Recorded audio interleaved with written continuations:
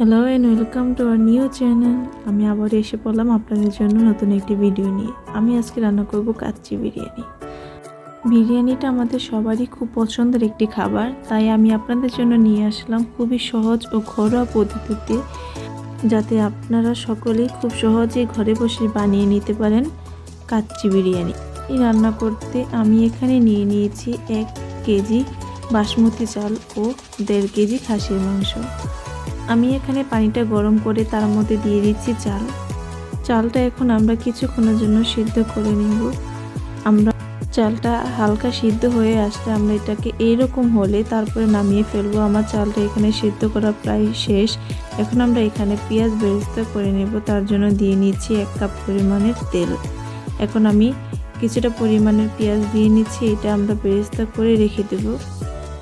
পেঁয়াজটাকে এখন আমি ভালোভাবে ভেজে নিচ্ছি। পেঁয়াজের কালারটা বাদামি কালার হলে পরে আমি এটাকে নামিয়ে নেব। এখন আমি মাংসটা রান্না করে নেব।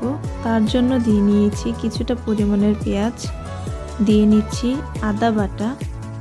আপনারা লক্ষ্য করলেই দেখতে পাবেন যে আমি এখানে খুব বেশি মশলা অ্যাড করছি না। এখানে দিয়ে নিচ্ছি পেঁয়াজ বাটা। এটা যেন খুব সহজভাবে আপনারা তৈরি করতে পারেন। এখন দিয়ে বাদাম বাটা। এখন আমরা মশলাটাকে ভালোভাবে নেড়ে চেড়ে ভেজে নেব। তার সাথে আমি এখানে দিয়ে নিয়েছি কয়েকটা কাঁচা মরিচ। এখন আমি দিয়ে দিলাম একটু পানি। এখন আমি মশলাটাকে একটু ভালোভাবে ভেজে নেব। এটা আমার নতুন চ্যানেল, আশা করি সকলেই আমার পাশে থাকবেন, আমার ভিডিও দেখবেন এবং আমার ভিডিওটা শেয়ার করবেন, যাতে আরও অনেকেই আমার ভিডিওটা দেখতে পারে। আমার ফেসবুক পেজের নাম হচ্ছে মুন্নিস ব্লগ, সবাই আশা করি এটাকে ফলো দিবেন। এখন আমি এখানে দিয়ে নিয়েছি বিরিয়ানির মশলা, তার সাথে দিয়ে নিয়েছি টক দই, দিয়ে দিলাম লেবুর রস,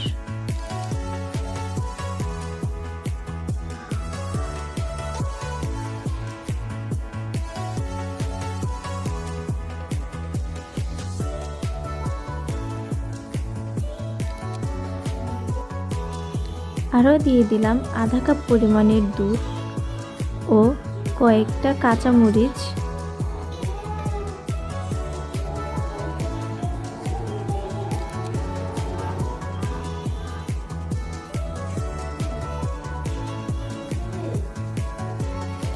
দিয়ে দিলাম পরিমাণ মতো লবণ।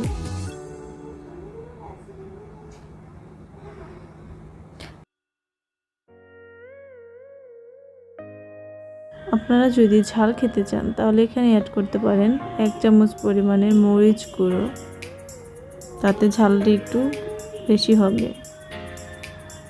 এখন আমি এখানে দিয়ে নেব 1.5 কেজি পরিমাণের খাসির মাংস, আর আমি চালটা নিয়ে নিয়েছিলাম 1 কেজি। এখন আমি মাংসটাকে ভালোভাবে নেড়ে চেড়ে মশলার সাথে মিশাবো।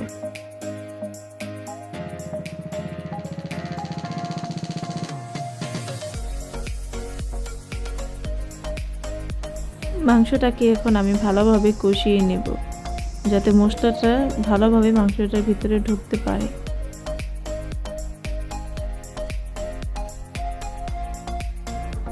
এখন আমি মাংসটা কিছুক্ষণের জন্য ঢেকে রাখবো।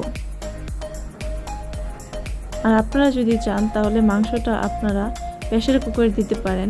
আমি এখানে মাংসটা অনেকক্ষণ পর্যন্ত রান্না করেছি, কিছুতেই হচ্ছিল না, তারপরে আমি প্রেসার কুকারে দিয়ে দিয়েছিলাম। প্রেসার কুকারে দিলে আপনার মাংসটা হতে বেশিক্ষণ সময় লাগবে না, খুব কম সময়তে আপনার মাংসটা হয়ে যাবে। আমার মাংসটা রান্না শেষ।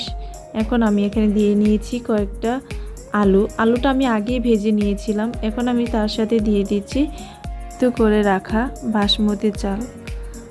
আমি এখানে উপরে মাংসটা দিয়ে দিচ্ছি।